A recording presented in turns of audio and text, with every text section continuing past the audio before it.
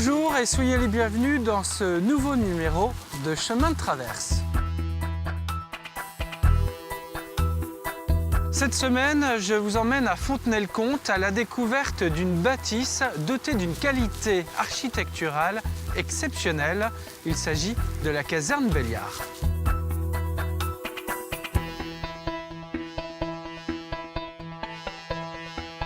Bien qu'abandonné depuis quelques années, sachez que cet édifice est l'un des joyaux de Fontenay-le-Comte. Il est également très imposant. L'ensemble immobilier couvre une surface de 21 000 m². Marie-Gabrielle, bonjour. Bonjour. Vous êtes l'une de nos responsables du patrimoine pour la ville de Fontenay-le-Comte. Alors ici, cette caserne Belliard, elle a d'abord été construite à quelle époque, à quelle date ? C'est une caserne qui est construite dans la moitié du XVIIIe siècle. Et dans un contexte assez particulier, à une époque où on a besoin de construire des casernes comme ça dans toute la France. Oui, les rois, les intendants du royaume se sont préoccupés depuis longtemps de trouver une solution contre cette corvée impopulaire, cet impôt qui consistait à faire accueillir les troupes par les populations. La caserne dite Belliard est construite en 1752, mais la décision en est prise dès le début du XVIIIe siècle. Quand Claude Masse vient en 1720, il y a déjà, sur le champ de foire, indiqué l'emplacement de la future caserne. Et ici, aujourd'hui, Marie-Gabrielle, nous sommes quasiment au centre-ville, alors qu'à l'époque, nous étions allés en pleine campagne, on peut le dire. C'était la campagne, on est au bord de la Vendée, c'était le champ de foire, donc à l'extérieur de la ville, qui à cette époque-là était encore une ville fortifiée. Et qui est donc ce fameux Belliard? Je crois que c'est un Fontenaisien. Hein. Il est né en 1769, la même année que Napoléon Ier. Il est né dans le vieux Fontenay, fils d'une bonne famille de notables. Son père était procureur du roi. Donc l'année où le Royal Bourgogne, le régiment de cavalerie qui s'installe à Fontenay dans ces lieux, c'est l'année de naissance de notre général Belliard, auquel on a attribué ensuite cette caserne. Et ces bâtiments donc construits principalement pour ce Royal Bourgogne qui est une cavalerie. C'est un régiment de cavalerie, Royal Bourgogne, qui se déplace avec des montures. Voilà pour la raison pour laquelle, à côté de cet immense bâtiment, il y a des écuries avec des anneaux partout pour accueillir les montures de l'ensemble de ces cavaliers. Alors cette caserne qu'on va découvrir avec un lieutenant-colonel Mainviel qui a vécu ici, en tout cas il était responsable de cette enceinte très importante. On va le retrouver pour découvrir un petit peu les bâtiments, c'est assez énorme, dans un instant, dans 3 minutes, puisqu'en attendant je vous propose comme chaque semaine de découvrir un reportage signé Anthony Jamin.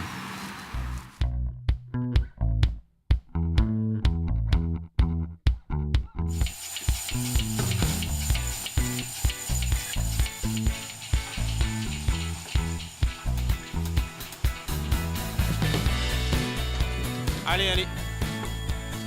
7 heures, l'heure de la première traite pour les chèvres poitevines de Julien Ravon. Nous sommes dans la période des mises bas, période pendant laquelle les chèvres produisent à nouveau du lait. Et ce lait de début de lactation est plus riche en matières grasses et matières protéiques, idéal pour la production de fromage. La chèvre nourrit son chevreau et donc sur cette phase où elle nourrit son chevreau, elle produit un lait qui est plus riche. Il y a 7 jours juste après la naissance où là, du coup, on est sur un lait qu'on ne peut pas transformer parce que c'est le colostrum. Donc là, c'est vraiment un lait qui est exclusivement réservé aux chevreaux. Et puis après, à partir de 7 jours, on commence à transformer le lait en fromage.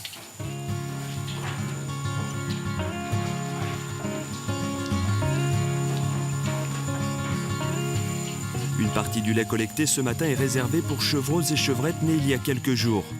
Le reste, c'est pour le fromage.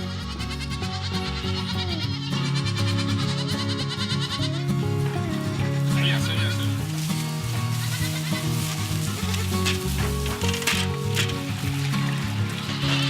Il y a moins de bruit.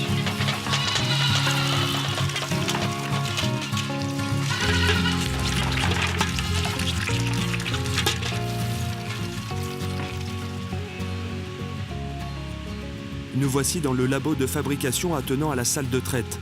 D'ailleurs, même avec une blouse et sa charlotte, Julien garde un œil sur ses bêtes. Ça me permet de m'échapper des murs blancs. Ce qui est valorisant, en fait, c'est de transformer son produit du début jusqu'à la fin et de suivre de la production jusqu'à la vente. Et c'est pour ça que, du coup, en tant qu'agriculteur, on accepte quand même d'être entre des murs blancs et de transformer son produit. Voilà. Mais c'est pas, effectivement, c'est pas notre vocation première d'être dans un labo de transformation.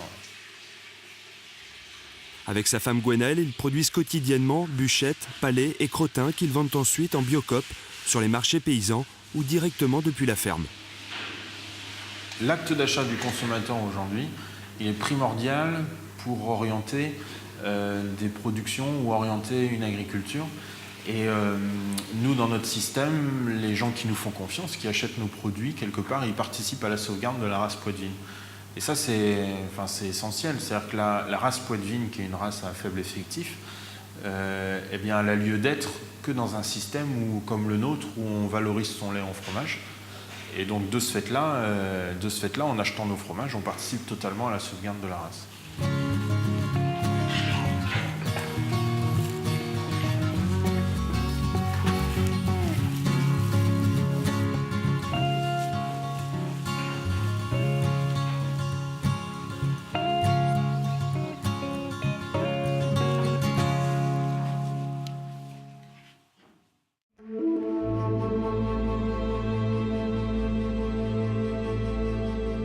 Nous voici de retour à la caserne Belliard de Fontenay-le-Comte en compagnie donc du lieutenant-colonel Maviel.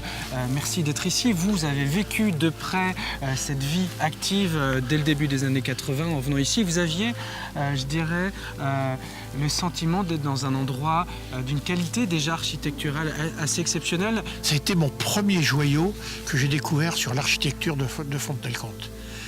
Et cette caserne de remonte, pour moi, c'était un véritable plaisir. La première fois que je suis venu, on a été reçus par le colonel avec mon épouse dans cette caserne, dans les appartements qui étaient au rez-de-chaussée du corps principal de bâtiment. Alors, vous arrivez ici, vous êtes muté ici. Quand vous dites caserne de remonte, on pense évidemment aux chevaux. Ici, nous sommes dans une caserne de cavalerie, un régiment plutôt de cavalerie. Un quartier de cavalerie, puisque c'est marqué quartier Belliard. Et de la remonte, je me suis fait expliquer à l'époque, parce que je ne savais pas. Et on m'a expliqué quand on m'a fait visiter en me disant, mais voilà, les gens arrivaient avec les chevaux pour vendre aux armées, à la commission de remonte. Les chevaux étaient accrochés aux anneaux. Et puis dès que les vétérinaires et la commission avaient dit oui, ils rentraient dans les écuries. On jette un coup d'œil sur cette cour qui est imposante, là où les chevaux étaient plus particulièrement vendus, je crois. Dans cette cour, qu'on appelle la carrière, je suppose qu'ils devaient promener les chevaux, etc. Parce qu'un cheval, on ne peut pas le laisser à l'écurie tout le temps, il s'ennuie.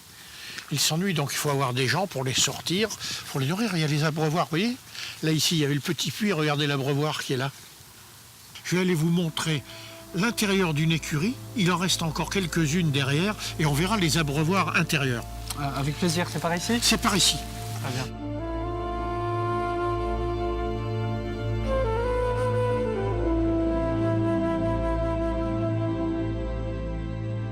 Bon, Grégoire, on va rentrer maintenant et on va voir les anciens abreuvoirs et les écuries. Ce sont les seuls qui restent actuellement dans cette vieille partie du fer à cheval. Qui est dans cet état depuis longtemps. Hein. Alors c'est dans cet état depuis longtemps.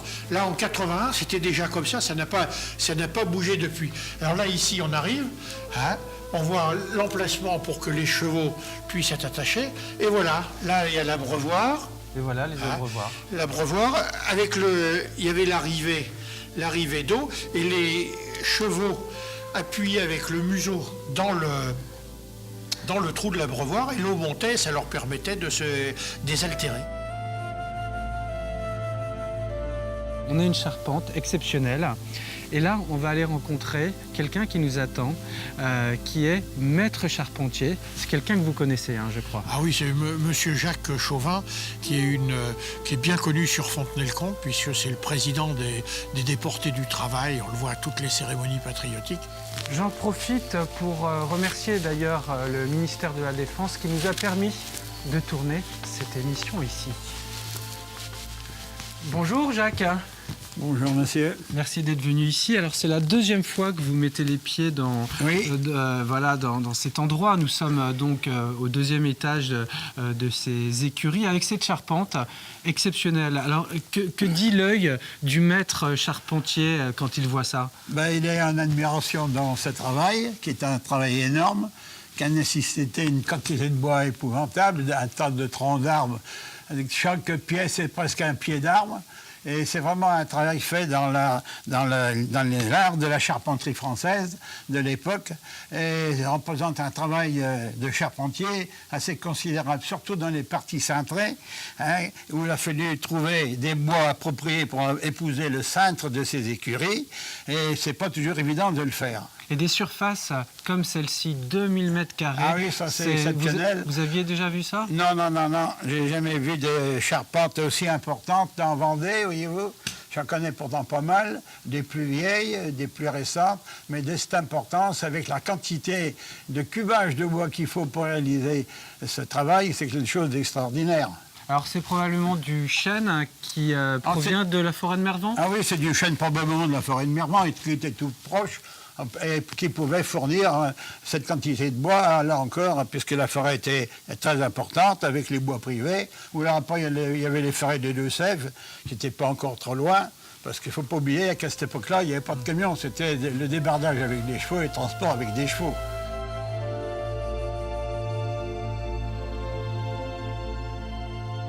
Alors colonel, est-ce qu'on a une idée de ce que réserve l'avenir de ce site? Avec cette visite, 2 siècles et demi d'histoire militaire de Fontenay-le-Comte se clôture avec l'abandon de ce site, de ce magnifique site. Mais la vie continue quand même pour les armées. Un peu plus loin, donc à la caserne du Chaffaut, il y a une centaine de militaires là-bas. C'est cela, et c'est le centre de reconversion des armées françaises, de l'armée française qui est là-bas.